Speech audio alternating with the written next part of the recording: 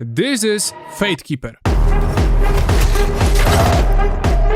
an upcoming first-person role-playing game. Who's working on it? What's the gameplay going to be like? All of that in today's video. And besides that, a big-budget Indian animated film is copying God of War almost one-to-one. Ubisoft has finally scored its first bigger success in a while, and the devs of Rust caught Delta Force stealing their assets. That and a few smaller news in today's episode. Subscribe to the channel if you don't want to miss your daily, well, almost daily, dose of gaming news. If you want to stay up to date, you know what to do. Drop a like and all that good stuff. We've got a lot to talk about today, so let's get into it. Let's start with a few short but very interesting topics. Battlefield 6 launched recently and has been doing really well, but there's a good chance that hype passed you by, or you've just been wondering if it's worth dropping $60 on a new DICE shooter. Looks like you'll finally be able to test it on your own skin, because DICE announced a free trial period. It'll last a week, starting November 25th and ending December 2nd. It won't be the full game. There will be 5 modes and 3 maps. The devs also bragged that Dispatch has sold 2 million copies. If you haven't played Dispatch yet, you absolutely should. That game is fantastic. Recently, Valve announced its console, or, if you prefer, a mini PC called Steam Machine, and it looks pretty solid overall. What it offers is also not bad at all, though price is obviously the key here. The very popular tech YouTuber Linus made a podcast where he shared his impressions from a closed-door presentation. He talked with Valve's engineers and brought up the topic of price, saying he felt a bit disappointed that the Steam Machine wouldn't be priced like a console. They asked me what I meant by console pricing, and I said $500. Nobody said anything, but the energy in the room was not good. So that suggests the price will be higher than $500. We know Ubisoft is planning to pump out a lot of Assassin's Creed games. According to info from Tom Henderson a while back, the next one is supposed to be codename Hexe, though so much has changed inside Ubisoft that the roadmap might have shifted too. Right now, at Ubisoft Quebec, the team that was the main studio behind Assassin's Creed Shadows, a new job listing popped up. The first opening is for an animation director who will define how characters, environments, and objects move in a coherent, immersive world. The second listing is for a character technical director responsible for the technical quality and consistency of character modeling. That traversal mention might, but doesn't have to, suggest they're working on the next Assassin's Creed. Ubisoft has finally had a success. Honestly, the last few years haven't exactly been their best. Assassin's Creed Shadows was what it was. X-Defiant crashed and burned. Star Wars Outlaws, despite being a fantastic brand, didn't sell as well as they'd hoped in the end. Same story with Avatar. Great IP, movies making billions at the box office, but Ubisoft still couldn't really cash in.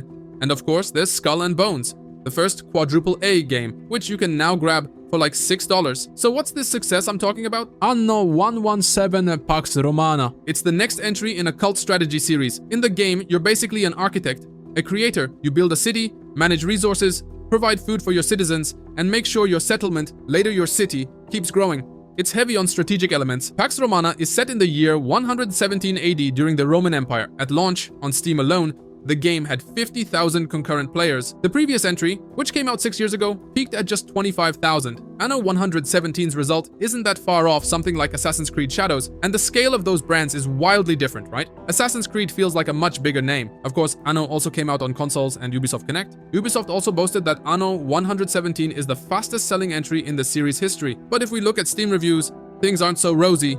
They're mixed. As usual with mixed reviews, half are positive, half negative. The negative ones focus mostly on technical issues, optimization problems, lots of issues with co-op mode, and on the gameplay side, the biggest complaint is that the campaign feels very short. Comments are like, if only they had finished the campaign instead of cutting it right when it got interesting. In theory, it's a good game with nice graphics, but in practice, it's very buggy. Multiplayer works less often than it doesn't. Good game, but missing the third act. More or less, those kinds of complaints keep repeating, and knowing Ubisoft, you'll probably get that third act of the campaign later, just in some DLC. Still, you can't say it's not a success. It is, and a pretty big one. But the biggest controversy around Anno 117 is the use of AI. This month, counting this case, we've already had 3 flare-ups around AI in games.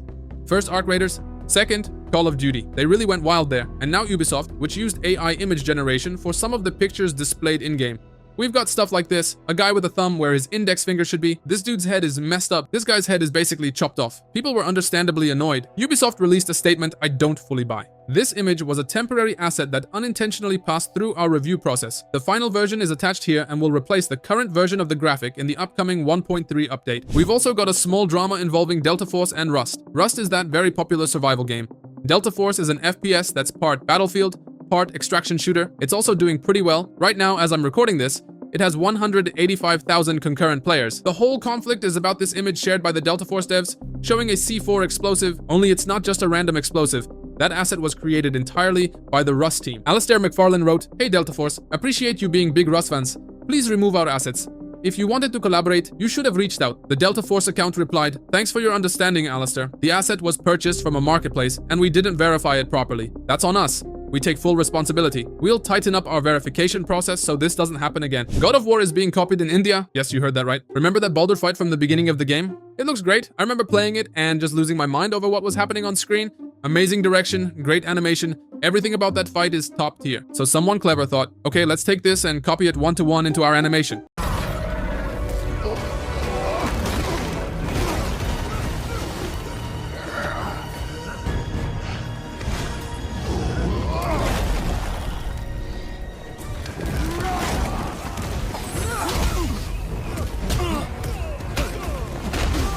The movie you're watching is Mahavatar Narasimha, an Indian animated film set in a mythological world, directed by Kumar. In it, we have a demon, the demon's son, and a divine incarnation of the god Narasimha, who according to mythology is half man, half lion. The fight we're talking about happens because one of them wants to bring justice back to the world. Post comparing God of War, and this scene is doing really well on Twitter right now, and I'm curious if Sony will react. You, however, should be interested in a game called Fatekeeper. We must reach the moon gate and find some clue as to how it may be opened. It was announced a while ago, but now we've gotten a solid 8-minute gameplay video where we see our first-person protagonist exploring ruins and fighting enemies. Your first associations are probably Dark Messiah or Hexen. I'm guessing because it's a first-person fantasy game with magic. Interestingly though, when the dev was asked about inspirations, he said he appreciates those games, but was more inspired by a cancelled Techland project called Hellraid. So what is Fatekeeper? Eons ago, a faction called the Culturians rebelled against a tyrannical ruler and disappeared into the depths of the planet, building a flourishing technocratic society in isolation. Thousands of years later, natural tunnels to the surface opened up again, and the clash between pragmatic progress and newly adopted religions turned into open conflict. When their ancient relatives returned seeking revenge, war consumed the land, taking the life of the druid who once watched over the region. We are the successor of that druid, sent to oversee the northern archipelago. Our mission is to travel through war-torn lands, uncover the truth behind the conflict, and restore order in a world torn apart by rebellion and war. That's how the dev describes the story.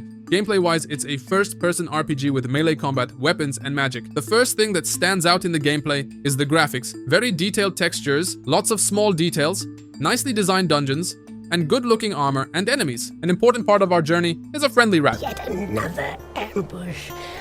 This road is as perilous as it is joyless. The devs are keeping its identity a secret and aren't revealing anything for now. It will be an important story character that accompanies us on the adventure. Then we get to combat. And I have to point out how good the ragdoll looks. Watch how enemies fall, how they react to hits, and how their limbs can sometimes get chopped off. Next we see exploration, finding items, potions, various things that will be useful later for crafting, upgrading our character, or as consumables. In the menu, we see tabs for character development and spells. We also see amulets and rings for the left and right hand. I'm guessing, as usual in these games, that jewelry will modify stats. I also really like how the environment is used. Our character has something like telekinesis, letting us lift enemies and throw them into spikes or other hazards. Here you can see the player using spike traps on the wall. A bit later, he lifts a barrel and throws it at an enemy. During a mini-boss fight, we see that we can apply effects to our sword.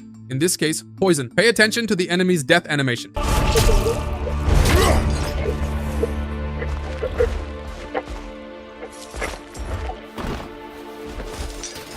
He clutches his throat, and you hear him choking on his own blood. Brutal, but that's kind of what you expect here. The game is being developed by a studio called Paraglapfilf, which has only 10 people, but they've got a pretty big publisher behind them, THQ Nordic. IGN also did an interview with the devs. They asked some fluff questions, understandable. If they went too deep, the dev probably wouldn't answer. From the more interesting quotes, they're focusing on character progression, tactical choices, and exploration, rather than pure mindless slaughter. They were asked if Fatekeeper is a Souls-like. The dev said some players may notice Souls-like elements in the combat, like the importance of timing and reading enemy movements, but overall the combat is designed to be challenging and meaningful, without forcing players into super strict timing windows and patterns. There was also a question about the skill tree. The dev said player progression in Fatekeeper is defined by a deep, flexible skill tree that supports radically different playstyles. Every character starts with access to both magic and melee, but depending on your choices, you can turn into anything from a powerful two-handed bruiser to a cunning alchemist, a crazed pyromancer, or something entirely your own. Fatekeeper is planned to enter early access in 2026.